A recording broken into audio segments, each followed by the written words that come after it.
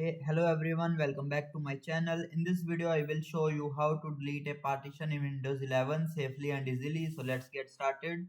Firstly, right click on the start menu. Here you will see disk management. Click on disk management. Here you will see all of your disks. Which disk you want to delete. Right click on the disk or simply here you will see click on the delete button. A warning message will appear. Click yes to confirm. That's it. The space will now show as unallocated.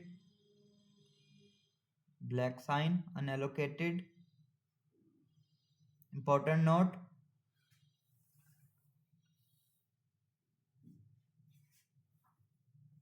Always backup data before deleting any partition. Be extra careful when selecting the drive to avoid deleting the wrong one. And that's how you delete a partition in Windows 11. If this video helped you, don't forget to like, share and subscribe for more Windows tips. Thanks for watching.